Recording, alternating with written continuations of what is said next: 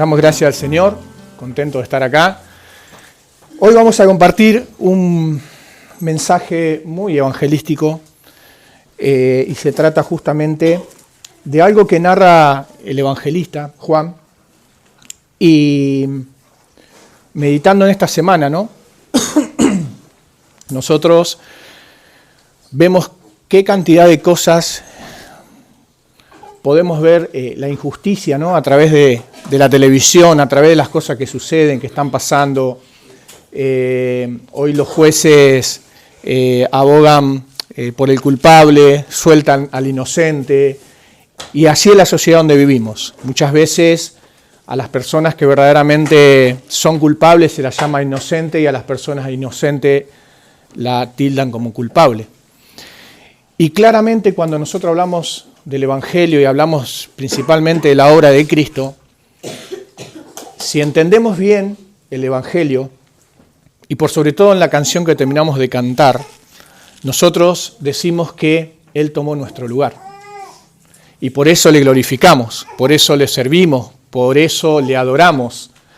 El punto es tratar de reforzar ese concepto en nuestras vidas. Pensar por un momento, en este tiempo que vamos a estar compartiendo la Escritura, si verdaderamente lo que canto es real en mi vida. ¿Verdaderamente Jesús tomó tu lugar? ¿Verdaderamente Jesús era culpable para ir a morir en la cruz?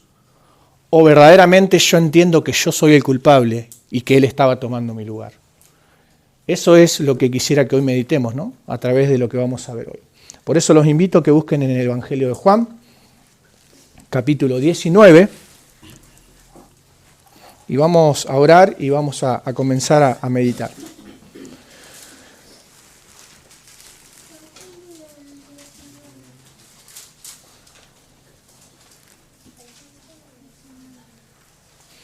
Bien, si lo tienen, oramos y comenzamos. Amado Dios, muchas gracias te damos porque hemos cantado, hemos exaltado tu nombre, verdaderamente te hemos glorificado con nuestra boca, Señor, pero ahora queremos, Señor, que vos te glorifiques y trates con nuestros corazones en esta mañana, que nos lleves a pensar en la obra en la cruz y que podamos salir de acá glorificando verdaderamente tu nombre con nuestras vidas, con nuestra alma, Señor, y entendiendo lo que pasó en esa cruz, que fue a favor nuestro, Señor. Te pido por mis hermanos aquí presentes, te pido también por mí, ayúdame, Señor, a ser fiel a tu palabra, y sé que no hay virtud en mí ninguna, solo quiero ser un instrumento en tus manos, Señor, para que tu nombre sea exaltado y glorificado. Señor, usa mi vida y ayúdame, Señor. Oramos en el nombre de Jesús. Amén. Lo primero, que le voy a pedir un poquito de agua. Lo primero que quiero que entendamos, antes de comenzar, nosotros tenemos 4 evangelios, ¿sí? Mateo, Marcos, Lucas y Juan. Lo cual los 4 evangelistas muestran a Cristo de una forma diferente. Y específicamente Juan nos va a mostrar a Jesús como el Hijo de Dios. Claramente el contexto donde vamos a ver ahora, por el cual lo llevan a Jesús a sentenciarlo, es porque a él lo acusan de blasfemo por hacerse pasar por el Hijo de Dios. Pero no hay que olvidar el propósito del libro de Juan, que está en el capítulo 20, fíjense ahí, verso 31. Este es el propósito por el cual el Señor inspira por el medio del Espíritu Santo a Juan a escribir su evangelio. Y este es el propósito. Gracias, Marcos. Y este es el propósito. ¿Por qué? Porque al final del mensaje y al final de todo lo que vamos a hablar hoy, si entendemos cuál es el propósito, eso es por el cual Dios manda, escribe y usa a Juan para que las personas al escuchar el mensaje de salvación se cumpla este propósito. ¿Y qué dice? Capítulo 20 de Juan, versículo 31 dice: estas cosas se han escrito para que creáis que Jesús es el Cristo, el Hijo de Dios, y para que creyendo tengáis vida en su nombre. Ese es el propósito. No hay ningún otro propósito más claro que este. El evangelista Juan tiene como su meta principal exponer este injusto juicio de un hombre justo. Y por eso nos va a relatar, desde el capítulo 1, va a mostrar todo lo que tuvo que sufrir el Señor. Y ya llegado al capítulo 19, entonces, a partir del verso 1 hasta el versículo 16, está la parte de la sentencia, ¿sí? Otra cosa, capítulo 18, vemos que ya la sentencia ya comienza en el capítulo 18. Ya a Jesús los empiezan a acusar. Y esta acusación está en medio de una, podríamos decir, negación, que es la negación de Pedro. Pedro niega a Cristo, canta el gallo, se cumple lo que Jesús le había dicho, pero a la vez, antes de que comience el juicio, va a suceder algo.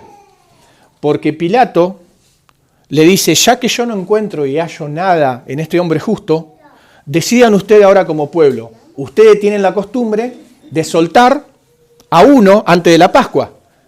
Quiere que lo suelte a Jesús, ya que Jesús, yo no encuentro nada, ninguna razón para culparlo. ¿Y qué hace el pueblo? ¿Qué hace? Dice, no, suelte a Barrabás. Entonces Jesús va a ser sentenciado. Injustamente, claramente injustamente. Entonces, el capítulo, o esto comienza ya en el capítulo 18.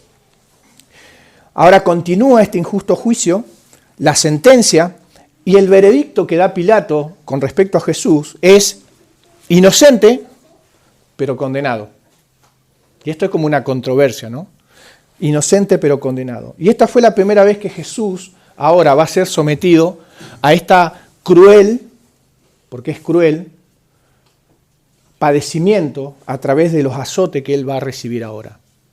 Ya podríamos decir que toda la parte emocional de Jesús ha sido confrontada o expuesta, porque ha sido tratado como un blasfemo, ha sido puesto o mejor dicho, quisieron hacerle decir lo que él no quería decir, es expuesto ante la negación de un seguidor del mismo, que es Pedro, y ahora, delante de todo el pueblo, eligen a Barrabás y no a Jesús. Pero ahora, el relato de Juan, y acá esto no es una ¿cómo se dice? No es una película de ficción lo que vamos a ver, esto es real, esto es real. Por eso es muy cruel lo que el Señor tiene que pasar. Y por eso dije yo, muchas veces nosotros nos olvidamos de esto, hermanos. Nos olvidamos de lo que estaba haciendo Cristo en la cruz por nosotros. Y es bueno recordarlo. Es bueno recordarlo. Sueltan a Barrabás. Entonces ahora lo que va a venir a continuación son dos actos de crueldad que van directamente sobre Jesús. Comienza el capítulo 19, verso 1, diciendo, así que entonces Pilato tomó a Jesús y lo azotó. Es interesante la palabra azotó, porque el azotar es un acto brutal de azotar a los malvados, a los malhechores. Era un acto que se cumplía o se llevaba a cabo cuando una persona era ladrona o una persona era malviviente, lo azotaban de una forma cruel. Ahora, tenía tres propósitos. El primero era golpear al prisionero como una forma de castigo por lo que está haciendo. Segundo, era para lograr que el prisionero confesara. Y tercero, en caso de crucifixión, los azotes se utilizaban para debilitar al prisionero y lograr que muriera más rápido en la cruz. Tres propósitos tenía el azote. Entonces podemos ver claramente a Jesús muriendo y padeciendo como un malhechor, como un malviviente. Y así lo van a tratar, al Hijo de Dios. Así lo van a tratar. Ahora, fue azotado injustamente, claramente. Juan, a propósito, recalca que fueron 40 azotes. Él podría haber dicho lo azotaron. Pero al pensar en 40 azotes, tiene también una importancia para nosotros, o pensar, mejor dicho, en que una persona normal podría recibir entre 20 azotes, 25 azotes, pero a Jesús le dieron 40 azotes. Ahora, qué interesante, ¿no? Porque a pesar de que Juan nos narra esta injusta y cruel forma de tratar al Hijo de Dios, también la Biblia nos enseña que todo esto soberanamente estaba pasando porque Dios ya lo había dicho que pasaría. Si nosotros vamos a Isaías 50, verso 6, dice, ofrecí mi espalda a los que me herían y mis mejillas a los que me arrancaban la barba, no escondí mi rostro de injurias y salivazos.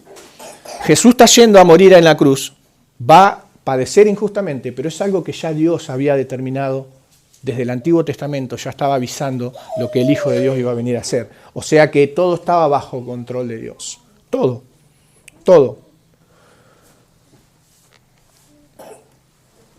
También en el verso 27 dice, escupiéndole, tomaban la caña y le golpeaban en la cabeza. Después de haber escarnecido, le quitaron el manto, le pusieron su vestido y se lo llevaron crucificado. Fíjense, hermanos, que los látigos o los azotes a cual Jesús está recibiendo tiene que ver con que Dios mismo había dicho que el Hijo de Dios, al morir en la cruz y tomar tu lugar, le iba a costar lo que ahora está padeciendo. ¿Cuánto costó tu pecado y el mío? Bueno, Juan nos va a mostrar acá. La víctima era azotada con un látigo o con una vara. El látigo tenía un trozo en las puntas, era como un látigo, y en las puntas tenía trozo de metal y huesos, de lo cual, cuando ese látigo se incrustaba en la espalda, era tanto la herida cuando entraba en la espalda como cuando salía, porque cuando salía arrancaba parte de la piel. Tremendo, ¿no? Tremendo lo que el Señor está haciendo en nuestro lugar. Segundo acto de crueldad está en el verso 2. Dice, y los soldados entretejieron una corona de espina y le pusieron sobre la cabeza y le vistieron con un manto de púrpura. Esta corona también fue tejida con unas espinas que tenían unos 30 centímetros aproximadamente de largo. Y así fue tejida toda la corona. La corona representaba o imitaba la corona radiante que portaban los reyes orientales. Claramente a Jesús le están haciendo una burla, porque no lo tomaron como verdaderamente el rey, aunque él era el rey. Pero hicieron una corona de espina para burlarse de él.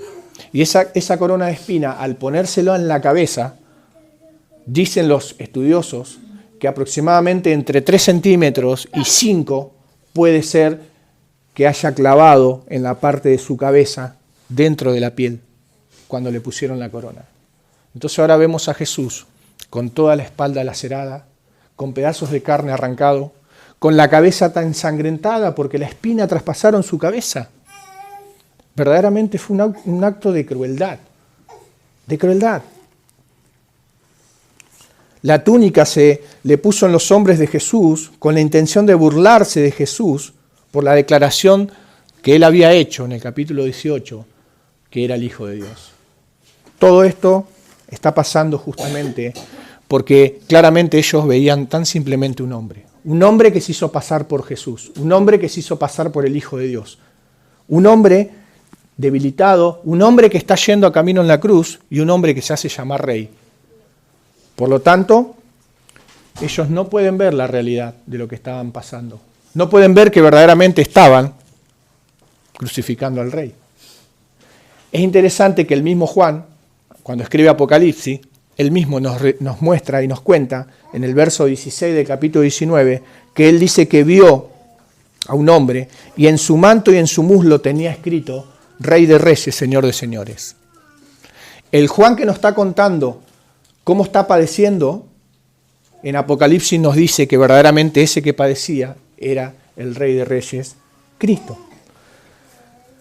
Claramente nosotros de este lado en la cruz entendemos que Jesús hoy reina en nuestros corazones, pero un día Él va a reinar sobre todas las naciones. Y ese es el que está muriendo ahora en la cruz. Ese Juan nos está mostrando a ese verdaderamente rey que está muriendo y padeciendo injustamente. Este acto de crueldad, entonces, las pruebas, las burlas, los rechazos, las negaciones, los golpes, las torturas, Cristo mismo solo se está sometiendo voluntariamente a entregar su vida por tu pecado y por el mío. Esto es medio loco, ¿no? Porque, otra vez, yo quiero remarcar en esta mañana que no se trata de generarle ni en tu corazón ni en el mío una especie de lástima no quiero que le tenga lástima a Jesús. Quiero que entienda lo que hizo por vos, porque es eso lo que Juan está diciendo. Quiere mostrar verdaderamente el precio que costó tu pecado y el mío. Eso es lo que quiere mostrar.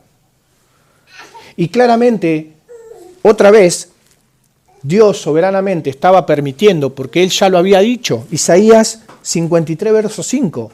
Mas Él fue herido por nuestras rebeliones, molido por nuestros pecados, el castigo de nuestra paz fue sobre Él, y por su llaga fuimos nosotros curados. Hermano, nada estaba pasando por casualidad.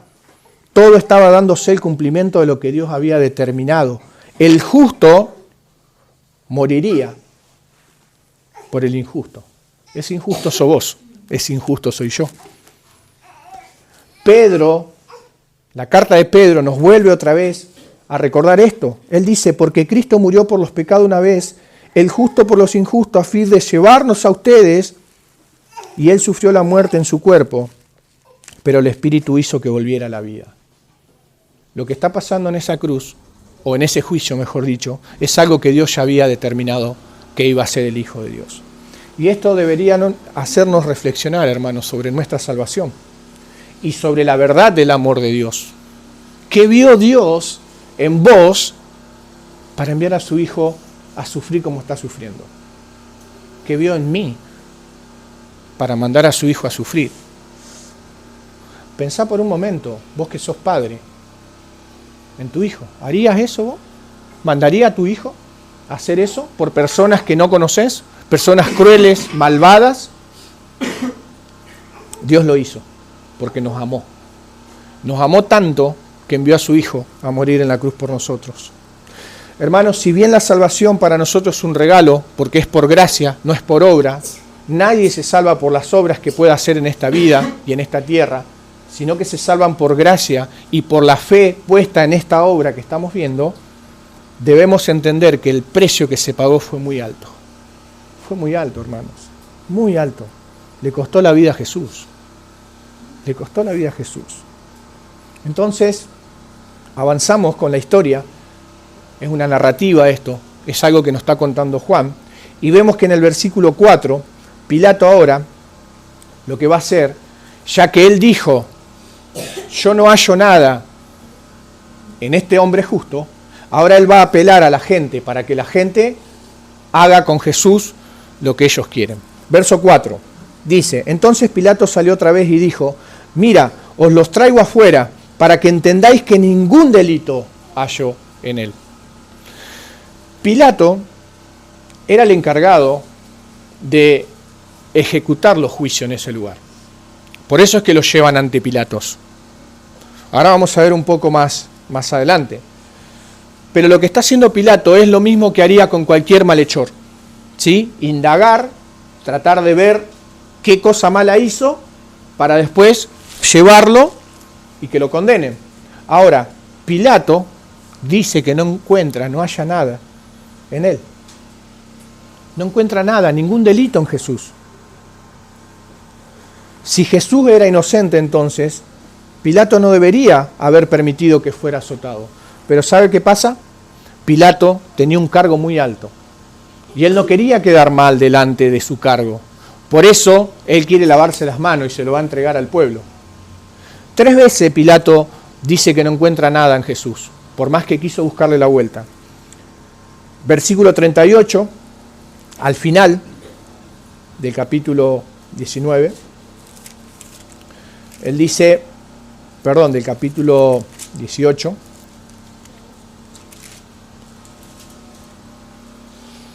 él dice, le dijo Pilato, ¿qué es la verdad? Y cuando hubo dicho esto, salió otra vez a los judíos y le dijo, yo no hallo en él ningún delito.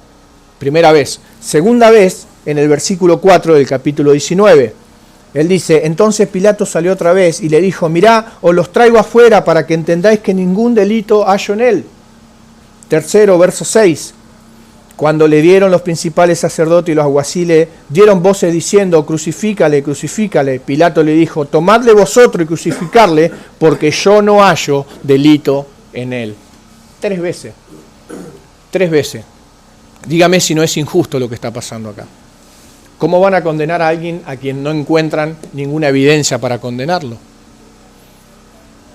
Claramente, todo esto nos indigna, ¿no? De este lado de la cruz. Ahora, entendiendo la revelación completa, nos indigna.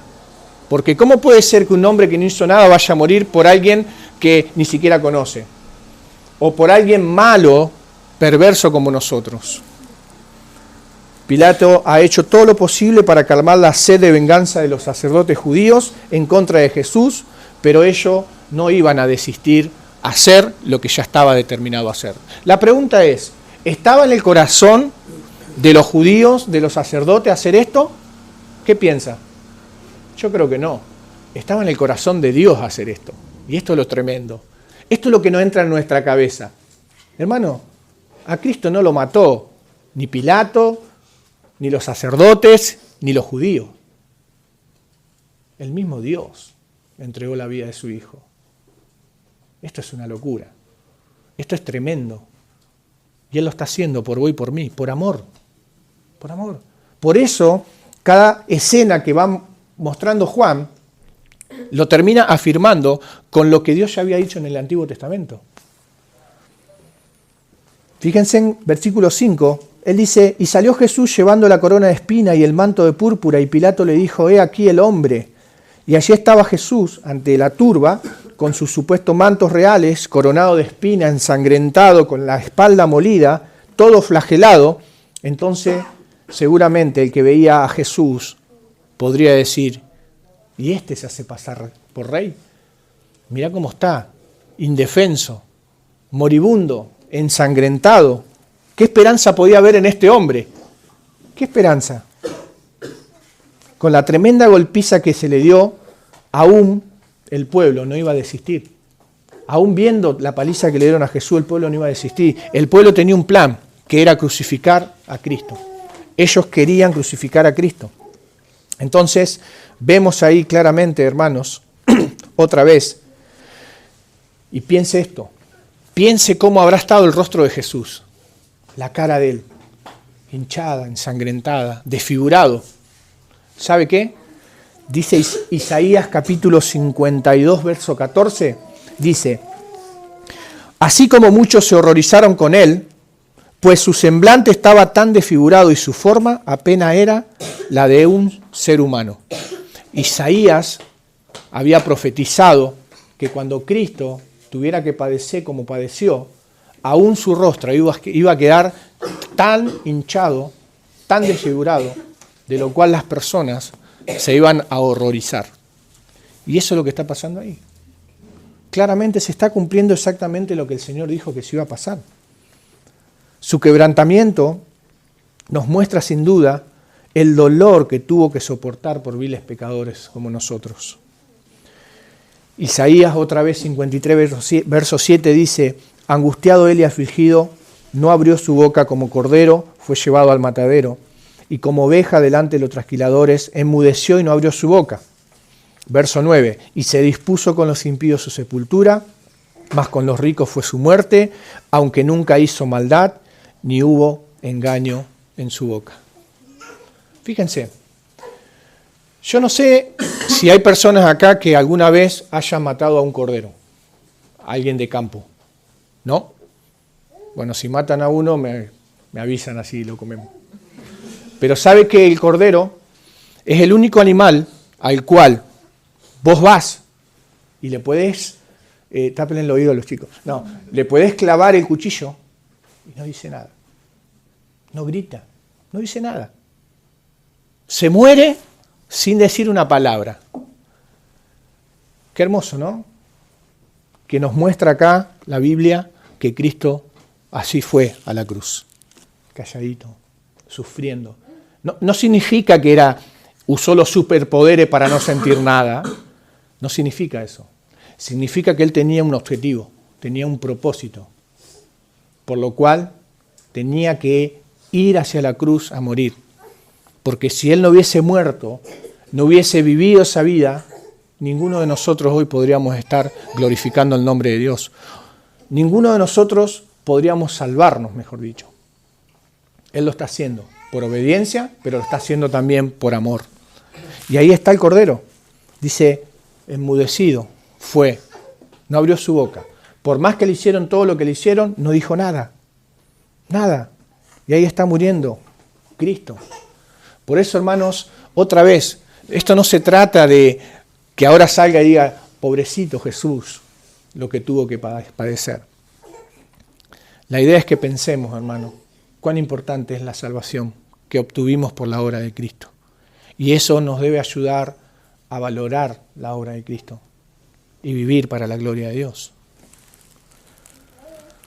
Entonces ahora, a partir del verso 6, después que Pilato entrega a Jesús al pueblo, ahora el pueblo toma el dominio de esto. Ahora el pueblo va a agarrar y va a hacer justicia, por decirlo así, ¿no? Verso 6. Cuando le vieron los principales sacerdotes y los alguaciles, dieron voces diciendo, crucifícale, crucifícale. Pilato le dijo, tomadle vosotros y crucificarle porque yo no hallo nada en él. Hermanos, para los judíos no le bastó los azotes ni la tortura. Ellos tienen un objetivo, matar a Jesús. Es un objetivo. ¿Por qué? Porque muerto es la única forma en la que ellos creen que pueden librarse de esa persona a quien se hacen pasar por Dios. Los judíos eran muy celosos de Dios. Eso lo tenemos que admitir. Ellos verdaderamente querían defender, por decir así, a Dios. El punto es que ellos mismos se pasaron de celosos, al punto que hicieron sus propias reglas, al punto que ellos mismos hacían de los mandamientos sus propias reglas. Por eso Jesús se confronta con ellos y los llama sepulcro abierto, y los llama, estaban los fariseos, bueno, porque verdaderamente ellos se pasan, por decir así, de vuelta. Pero otra vez, más allá que ellos querían librarse de este hombre que para ellos estaba blasfemando el nombre de Dios, claramente, soberanamente Dios estaba dirigiendo los corazones de ellos. ¿Acaso no se acuerdan cuando el rey Ciro tenía al pueblo de Israel cautivo y ellos tenían que ahora ir a construir el templo y el rey Ciro era un rey pagano? Pero no se acuerda que dice que Dios utilizó al rey, ese rey pagano, para cumplir un propósito. Porque dice que cuando el rey Ciro deja ir al pueblo de Israel, ellos no tenían con qué construir el templo. Y cuando se están yendo el pueblo de Israel, el rey Ciro le dice, esperen, no se vayan, llévense esto, llévense en el oro, llévense esto, los deja ahí, le da la provisión y todo, ¡pum!, ellos van y construyen el templo. Dios movilizó el corazón aún de este hombre pagano inconverso. ¿Por qué, hermano? Porque Dios está en control de todas las cosas. A Dios no se le escapa nada. Y acá tampoco se le está escapando nada. No son los sacerdotes, no son los judíos. Dios está cumpliendo con lo que Él dijo que iba a hacer, que era entregar a su Hijo a morir en la cruz por nosotros. Y acá lo estamos viendo claramente. Estamos viendo eso. Ellos piden la crucifixión de una forma brutal, cruel. Lo tratan como un malhechor, como un bandido. Lo tratan como enemigo del Imperio Romano a Jesús.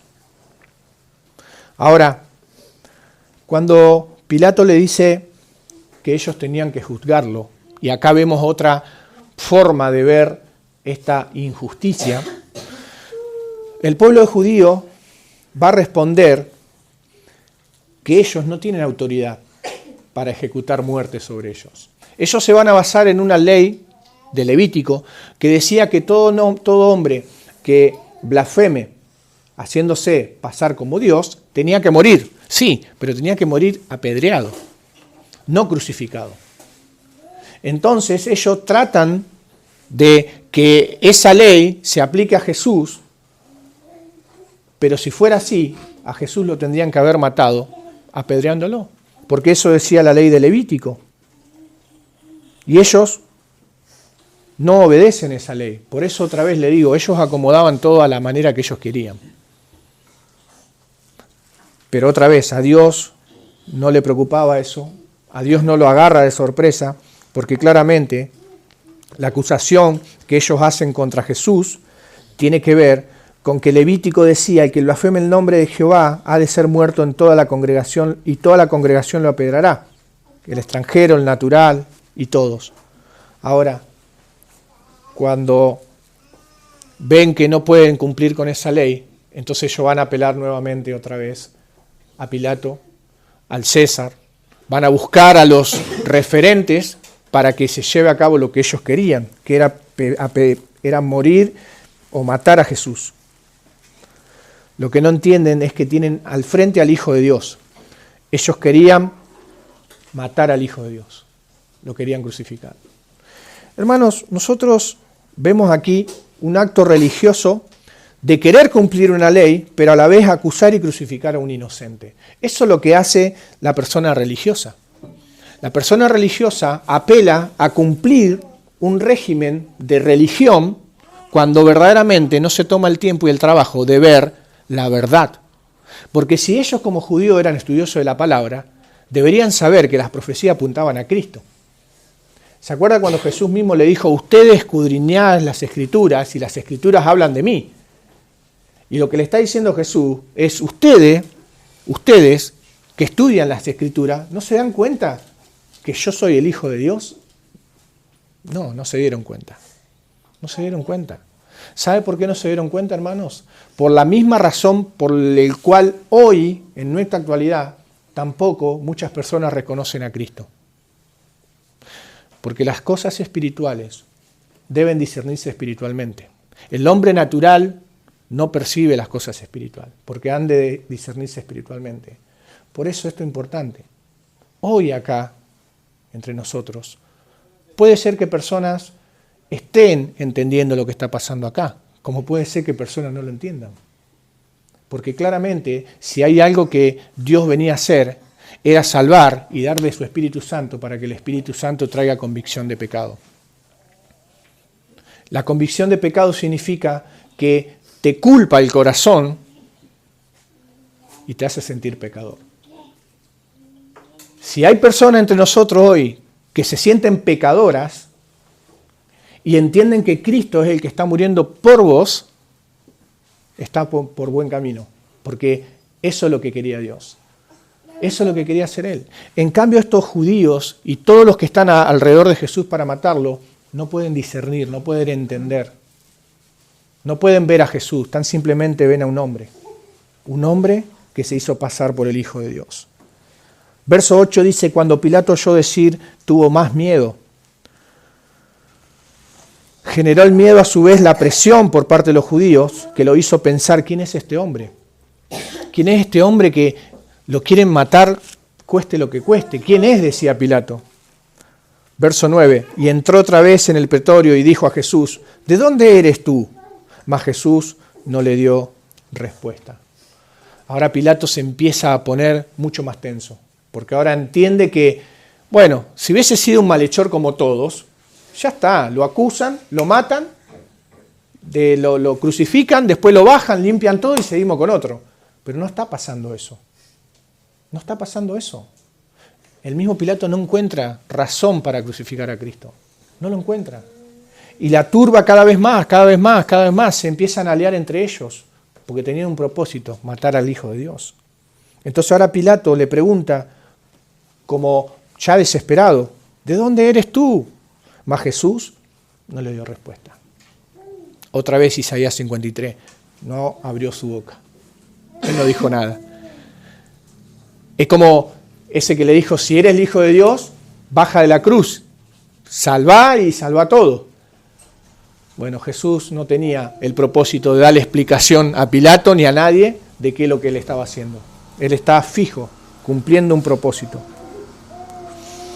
Al no dar Jesús entonces respuesta, hace que Pilato saque ahora toda su autoridad y lo va a confrontar a Jesús. Y esto es muy irónico, porque ahora en el verso 10, fíjense en lo que le dice. Entonces le dijo Pilato, ¿a mí no me hablas? ¿No sabéis que tengo autoridad para crucificarte y tengo autoridad para soltarte? Le dice Pilato. Hermanos, otra vez, ¿no? Hay personas que aún todavía, al no entender quién es Dios, al no entender quién es Cristo, muchas veces creen que pueden jugar con esto, ¿no? Que pueden jugar con su salvación o pueden jugar con que, bueno, a ver si es verdad Dios que existe, a ver si me mata o no me mata. Personas arrogantes, personas que verdaderamente no comprenden la profundidad de lo que es el Evangelio. Y ahora Pilato, como un hombre normal, lo trata a Jesús como un hombre normal y él le dice, yo tengo autoridad para crucificarte o para soltarte. A mí no me hablás, le dice él. Y otra vez Jesús con toda autoridad lo podía ver calcinado. Hace así y lo quema, lo prende fuego. Y no quiso hacer eso, porque había un propósito. ¿Cuál era el propósito? El mismo evangelista Juan nos dice en el capítulo 6, verso 38.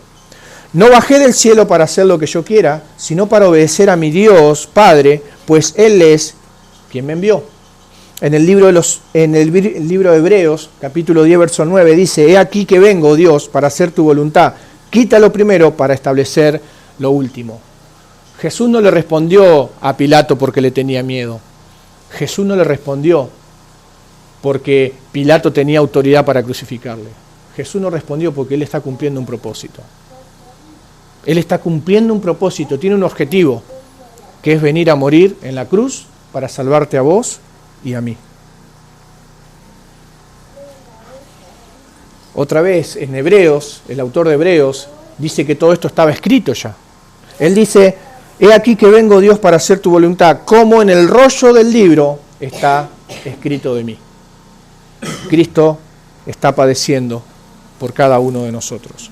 Jesús está en el lugar correcto, en el tiempo oportuno, haciendo lo que el Padre le encomendó, que es morir por viles pecadores como nosotros.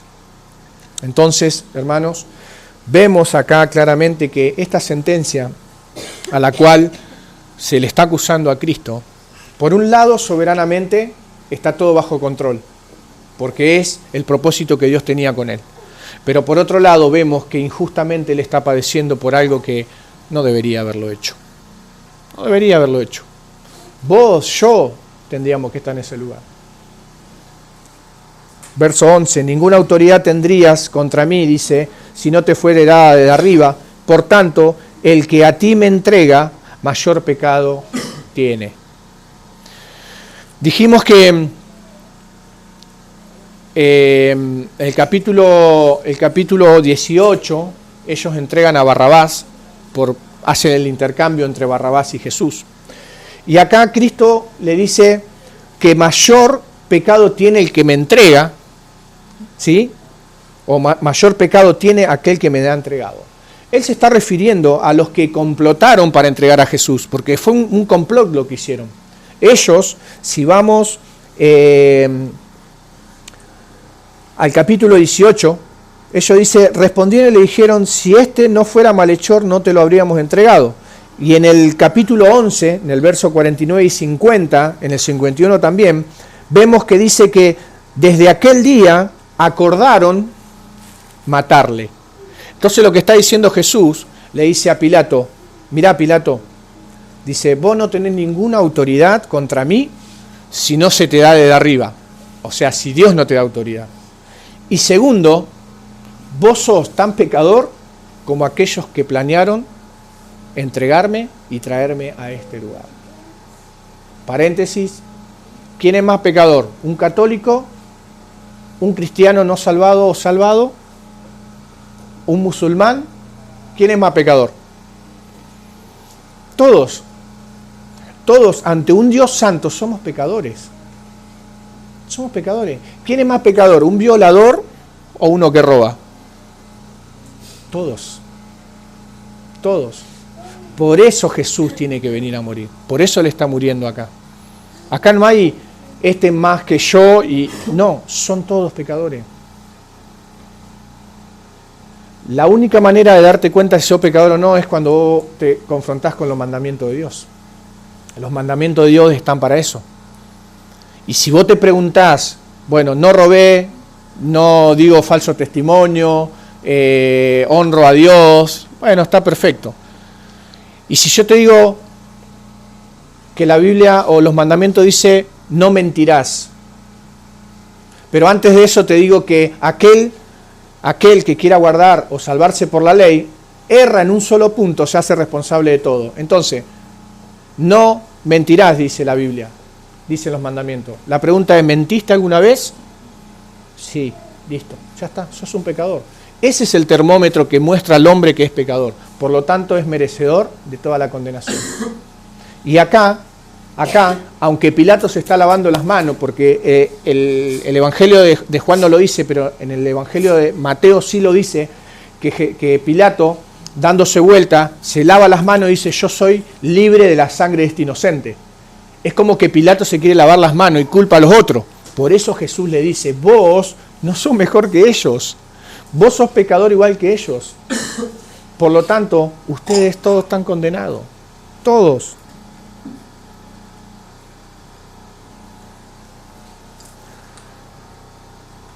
Jesús le está diciendo, Pilato, vos no tenés ninguna autoridad. Si yo estoy acá, es porque yo quiero, es porque yo quise.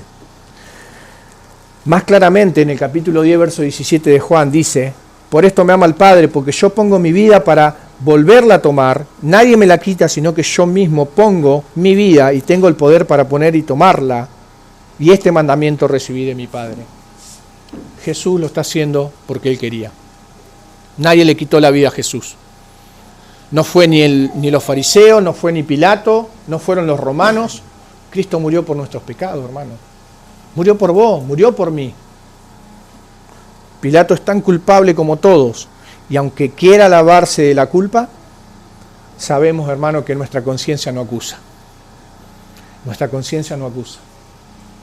Aunque vos digas, no, yo soy mejor que fulano, mengano, tu conciencia te acusa que sos un pecador. Ante un Dios santo. Nunca te compares conmigo, ni con ninguno de los que estamos acá. Ni con nadie, ningún ser humano.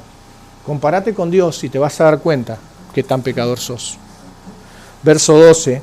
Desde entonces procuraba Pilato soltarle, pero los judíos daban voces diciendo, si a este suelta no eres amigo del César. Todo el que se hace rey a César se opone. Ahora el pueblo empieza a ponerle más presión a Pilato. Pilato, si vos lo soltás, no sos amigo del César. ¿Sabe lo que era ponerse en contra del César? Era como ponerse en contra de Putin. No digo Milei porque, bueno, Putin sabemos que es más a nivel guerra hoy, lo tenemos como, bueno, es como estar en contra de él. De hecho, hace poco envenenaron a uno que, no sé si escucharon, en Rusia, un opositor de Putin, lo metieron preso y claramente lo terminaron envenenando, y lo mataron. Bueno, ir en contra de César era algo parecido. Entonces Pilato dice, empieza a temer, empieza a tener miedo, entonces se encuentra en una encrucijada de que no sabe qué hacer. Por eso ahora le va a entregar todo, hagan con Jesús lo que quieran, yo me lavo las manos. Verso 13, entonces Pilato yendo esto llevó afuera a Jesús y se sentó en el tribunal en el lugar llamado el Enlosado y en hebreo Gábata. Y era la preparación de la Pascua y como la hora sexta, entonces dijo a los judíos, he aquí vuestro rey. Verso 14. Hermanos, acá, ahora Pilato sale afuera, va a entregar a Jesús en las manos de ellos para que lo puedan crucificar, y acá se cumple otra vez otra parte de lo que tiene que ver con el plan soberano de Dios. Porque dice, fíjense, verso 14, era la preparación de la Pascua, y como la hora sexta, entonces dijo a los judíos, he aquí vuestro rey. Para entender este versículo tenemos que pensar rápidamente en lo que pasó en el Éxodo. ¿Qué pasó en el Éxodo? En el tiempo donde en el tiempo donde Dios va a rescatar a su pueblo. ¿Se acuerda? ¿Qué tenían que hacer? Agarrar un cordero y con la sangre de ese cordero pintar los linteles de las puertas. El ángel de la muerte pasará por la noche y matará todo primogénito. Pero cuando el ángel de la muerte viera los linteles pintados de rojo con sangre, el ángel de la muerte, ¿qué iba a hacer? Iba a pasar por alto y iba a seguir. Bien, todo eso Dios lo hizo para que hoy se cumpliese lo que está por hacer Cristo. El pasar por alto tiene que ver con eso. De hecho, la Pascua significa eso, pasar por alto. Y qué casualidad, ¿no? Que recién hablábamos del Cordero, que la Biblia nos habla de Cristo, y que Cristo ahora va a morir justo el día de la Pascua. Entonces, lo que se está cumpliendo acá es lo que Dios había mostrado como una sombra en el Antiguo Testamento. Ahora Cristo, nuestro Cordero, va a morir en la cruz, y por medio de su sangre derramada por cada uno de nosotros, la muerte no puede matarnos. Entre comillas, morir vamos a morir, pero vamos a resucitar. Todos aquellos que fueron lavados con la sangre de Cristo van a resucitar. Y ese es el simbolismo que vemos acá. Por eso Juan hace énfasis y dice, era la preparación de la Pascua. No lo está diciendo porque se le ocurrió, sino para que la mente nuestra piense de que ahí se está cumpliendo lo que Dios ya había dicho que iba a hacer. Cristo es nuestra Pascua. Cristo es el Cordero inmolado. La sangre de Cristo es la que perdona, limpia y lava de pecado a todo culpable que se acerca a Dios en arrepentimiento y reconoce que es un pecador, y Dios lo salva. Juan nos dice que era la preparación de la Pascua, y esto se refiere al día antes de la Pascua, en el que se realizaban los preparativos justamente de la Pascua. Era aproximadamente el mediodía para este punto, donde Cristo está siendo juzgado. Y Pilato se burló de los judíos al sugerir la clase de rey que se merecía. Un hombre indefenso, desahuciado, él se burla, él manda a poner luego un título, el rey de los judíos. Todo lo que él hace, todo estaba ya escrito que se tenía que llevar a cabo. Claramente, hermanos, el mismo evangelista Juan, cuando comienza el evangelio, dice que después de bautizarlo, dice que él miró así y ve a Jesús venir, y ¿qué es lo que dice? He aquí el Cordero de Dios que quita el pecado del mundo. Ese era Cristo. Entonces, Cristo fue el Cordero inmolado, Cristo fue la ofrenda, el sacrificio perfecto. Por la sangre del Cordero nosotros tenemos entrada al trono de la gracia, y porque Cristo es nuestra Pascua, hoy nosotros podemos verlo acá morir en la cruz por nosotros. Ahora, ya para este punto, ¿no? Si siguió las escenas y estás en tu cabeza pensando en todos estos eventos que se vienen llevando a cabo, ya para este punto diríamos, bueno, ya con todo lo que vieron sufrir a este hombre, ya está, déjenlo ir y basta. Pero no pasa eso. El pueblo sigue indignado. El pueblo tenía un objetivo. Verso 15. Pero ellos gritaron, fuera, fuera, crucifícale. Y Pilato le dijo, ¿a vuestro rey he de crucificar? Le dice Pilato. Respondieron los principales sacerdotes, no tenemos más rey que César. El hombre natural no puede discernir las cosas espirituales. Ellos ven al César como rey y no ven a Cristo como su rey. Claramente, hermanos, ellos no pueden ver ahí a Jesús. No lo ven. No lo ven. Los judíos reconocen no tener otro rey más que el César. Los que esperaban al Mesías, los que esperaban un libertador, los que esperaban un rey, los que supuestamente conocían las Escrituras, los que esperaban un Salvador, terminan condenando a su Mesías y quedándose con su César. Muy loco esto, ¿no? Muy loco. Verso 16. Así que entonces lo entregó a ellos para que fuese crucificado. Entonces tomaron pues a Jesús y lo llevaron. Acá es donde digo que termina el verso 16 llevándose a cabo lo que supuestamente ellos querían, que era crucificarlo por blasfemo. Y como dije hace un rato, en Mateo capítulo 27, verso 4, Juan no lo dice, pero sabemos que los 4 evangelios narran la historia, esta misma historia, pero de diferentes puntos de vista y forma, porque hay 4 propósitos por el cual escriben. Mateo muestra claramente lo que hace Pilato. Él dice, viendo Pilato que no adelantaba nada o que no podía acusar a Cristo, sino que se hacía mal alboroto por todo esto, dice que tomó agua y se lavó la mano delante del pueblo diciendo, inocente soy yo de la sangre de este justo, allá ustedes. Así termina esta narrativa, mostrando de que vinieron, lo trajeron ante Pilato para que él ejecutara el juicio. Pilato indagó, Pilato quiso que Jesús le dijera por qué estaba ahí.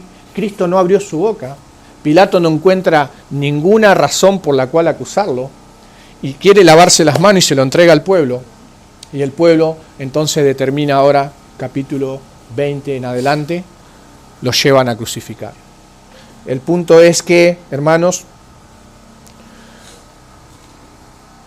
Jesús, siendo entregado a las autoridades romanas, encargada de cumplir la sentencia, nosotros vemos que el juicio injusto de un hombre justo fue llevado a cabo soberanamente, primeramente por Dios, pero también nosotros debemos entender que el objetivo, la meta en el corazón de Dios estaba hacer eso para que vos y yo pudiéramos salvarnos, para que nosotros aprendamos a valorar la salvación. Es gratis, como dije, pero costó un precio muy alto, que fue la sangre de Cristo. Ahora, hermanos, claramente esta historia, desde el punto de vista del mundo, la cruz no fue más que un asesinato injusto de un hombre bueno. Para el hombre secular es esto. Habla con cualquier persona que no conozca de Cristo. Habla con un ateo, habla con alguien. Ah, sí, fue un hombre muy bueno. Muy bueno. Pero ¿viste lo que dice la historia? Sí, qué injusto. Qué injusto. ¿Cómo va a morir así si no encontraron nada? ¿Para qué lo...? Ahora, para los gentiles debe ser así. Jesús era un hombre común que se hacía pasar por rey y al no reconocerlo como tal descargaron toda su ira injustamente contra él. Prefirieron ser gobernados por un rey humano y seguir en esclavitud antes de reconocer al verdadero rey, quien lo podía liberar de la esclavitud del pecado y librarlo de la muerte eterna. Pero si Cristo no hubiera sido rechazado por los hombres, entonces nosotros no podríamos ser salvados por él. Cristo, siendo justo, murió por los injustos. Hermanos, a modo de aplicación, y teniendo en mente esto, yo tengo dos preguntas, o mejor dicho, me gustaría que reflexionemos en dos cosas. Porque claramente acá hay dos escenas que se presentan. Antes de la cruz y después de la cruz. Para los que estamos ya de este lado de la cruz, lo que hemos entendido, hemos sido salvados. Para nosotros que estuvimos del otro lado, juntamente con el pueblo, nosotros que estuvimos en medio de esa turba gritando crucifícale, crucifícale, sin poder entender, sin poder razonar, porque la verdad no se nos había revelado todavía, podríamos pensar hoy en que verdaderamente ese lugar era mío. Ese lugar era mío. Si yo entiendo que Dios determinó de qué manera el hombre se iba a salvar y que era necesario porque la paga del pecado es muerte, la paga del pecado es muerte, vos con tu vida deberías pagar por tu pecado, ¿o no? ¿Te sentís pecador? Bueno, tenés que pagar con tu vida, porque es el precio que determinó Dios que tenía que ser. Ahora, al ver esto, y al ver que Cristo está tomando mi lugar, esto debería darme a mí, primero, una paz en el corazón, de lo cual no nos vamos a obtener por nada de lo que podamos conseguir en este mundo. Es algo soberano, es algo sobrenatural que Dios va a poner en el corazón de cada uno. Pero a su vez, hermanos, nosotros debemos empezar a valorar esta obra en la cruz. No podemos andar por la vida tomando el nombre de Cristo como si nada. Si verdaderamente entiendo cuál es el precio que se pagó en ese lugar. Cuando se nos reveló la verdad, pasamos al otro lado de esa cruz, entonces pudimos ver lo que pasó ahí. En ese lugar donde fue esa sentencia, yo tenía que estar ahí, pagando por mis pecados, pero Él en su gracia y en su misericordia tomó mi lugar. Me perdonó, me salvó y hoy es Rey en mi corazón y un día será el Rey que gobierne sobre toda la tierra. Eso debería llevarnos a la reflexión y pensar cuán importante es la obra en la cruz para mí. Por eso dije, esto no es para darle un tinte de lástima a Cristo.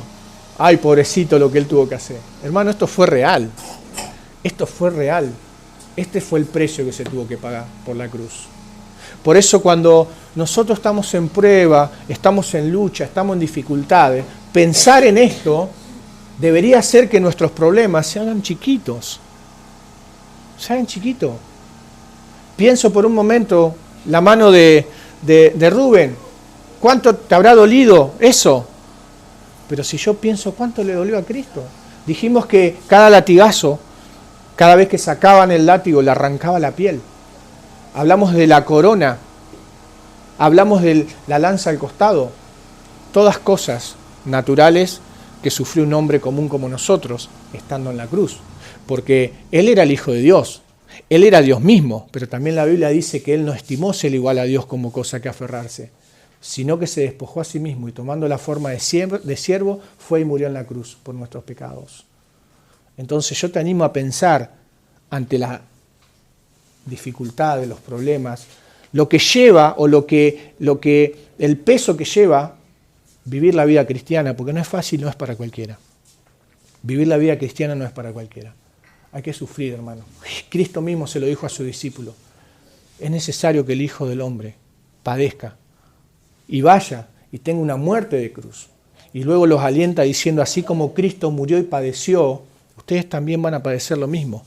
Entonces te animo a que en ese momento piensen lo que hoy Juan nos enseñó. Que todo lo que Él fue y llevó a cabo fue injusto, pero a la vez había una motivación. Dice, puesto el galardón delante de Él, dice Hebreos, dice que fue el autor y consumador de nuestra fe. Esa motivación delante de Él fue salvarnos a cada uno de nosotros. Entonces, yo te animo a que vos pienses en eso. Que no te debilites. Cuando estés en prueba, en lucha, pensá en Cristo. Que la motivación sea pensar en la obra de Cristo. Hermano, ayer hablaba con un hermano y me decía, fui a conocer una iglesia, 150 kilómetros hacen para ir a la iglesia, porque tienen necesidad de escuchar la palabra de Dios. Y muchas veces nosotros, por hacer 3, 4 cuadras más, muchas veces no vamos. No, es un sacrificio tremendo. Hermano, a la luz de lo que Cristo hizo, no hay ningún sacrificio que nosotros podamos hacer que se compare con lo que Él hizo por nosotros. Por eso debemos resetear nuestra mente, cambiar nuestra mente, pensar en la obra de Cristo y no tanto en nosotros.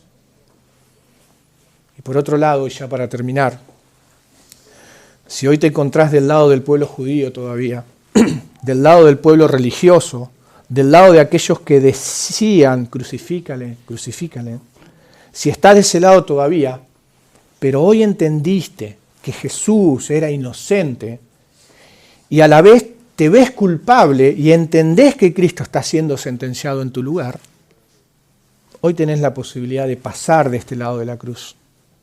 Entendiendo todo esto, que Cristo tuvo que padecer y lo hizo por vos para salvarte tomando tu lugar. Si lo crees, acordate del propósito de Juan. Él dijo en el capítulo 20, estas cosas se han escrito para que creáis que Jesús es el Cristo, el Hijo de Dios, y para que creyendo tengáis vida eterna. El libro de los Hechos 17:30 dice que ya no somos ignorantes de la Escritura. Hoy escuchaste el mensaje de salvación. Y la Escritura dice, habiendo pasado por alto el tiempo de nuestra ignorancia, ahora manda a todos los hombres en todo lugar que se arrepientan de sus pecados. Hoy no sos ignorante porque escuchaste el mensaje. El mismo evangelista Juan en el capítulo 3 dice, porque no envió Dios a su Hijo al mundo para condenar al mundo, sino para que el mundo sea salvo por él. El hecho de que vos te confrontes con los mandamientos no significa que Dios te está condenando. No, ya estás condenado. Eso es lo que tenés que entender. Estás condenado. Lo que está haciendo Cristo es salvando. Él no vino al mundo para condenar al mundo, sino para que el mundo sea salvo por Él. Y hoy te dice Jesús en el capítulo 5, verso 24, de cierto os digo, el que oye mi palabra y crea al que me envió, tiene vida eterna y no vendrá condenación, mas ha pasado de muerte a vida. Si entendiste el mensaje hoy, no importa si venís hace un tiempo a la iglesia, si conocés del Señor, pero a lo mejor nunca entendiste lo que estaba pasando en esa cruz, o tal vez no lo entendiste de la manera que lo entendiste hoy. Bueno, hoy es la oportunidad. Hoy te puedes humillar ante la presencia de Dios y pedirle perdón. Y empezar a glorificar con tu vida el nombre de Cristo y la salvación que Él nos otorgó. Fue gratis, sí, para nosotros, pero vimos hoy lo que le costó a Cristo. Entonces glorifiquemos el nombre del Señor. No te vayas de acá, no pienses que todavía tenés vida larga porque no sabemos cuándo vamos a partir. Si escuchás la voz de Dios hoy, no endurezca el corazón. Vení a Cristo, arrepentite de tus pecados, reconocelo como tu Señor y Salvador y obtener la vida eterna, por el cual Juan nos contó hoy que su propósito de escribir su libro era para eso, para que nosotros creyendo en Él tengamos vida en su nombre. Oramos. Señor, gracias te damos, Padre. Gracias, Señor, por la obra en la cruz, Señor. Verdaderamente todos estamos expuestos a esto, Señor. Y claramente, Señor, no es un mensaje de miedo ni tampoco es un mensaje de lástima, sino, Padre, es una realidad de lo que pasó en esa cruz. Señor, que al momento de debilitarnos, en el momento de estar mal, pensemos en lo que pasó en esa cruz, Señor. Y que hoy nosotros podamos verdaderamente, con un corazón entregado a ti, dar gracias por eso, Señor. Te damos gracias porque viste en nosotros, no sé qué viste, Señor. Solo tu amor se manifestó en ese lugar. Padre, gracias porque al pensar en todo esto sabemos que Cristo padeció como hombre, porque fue 100% hombre y 100% Dios. Pero como hombre dice tu palabra que nosotros podemos venir a Él porque Él se compadece de nosotros, porque Él sufrió tal contradicción de pecadores y que sufrió en carne propia, como humano, todo lo que vimos hoy, Señor. Padre, que Él sea nuestro ejemplo, Señor, para seguir sufriendo dignamente, como dice Pedro, por causa de la justicia, que podamos sufrir gozándonos, Señor, de poder compartir los vituperios juntamente con Cristo, Señor. Padre, te pido por mis hermanos presentes, que vos alientes su vida, Señor, que alientes su vida, Señor, con este mensaje, con tu mensaje, Señor, que puedan ellos tomar aliento y siempre poder ver la cruz como nuestra motivación a todo lo que hagamos, Señor.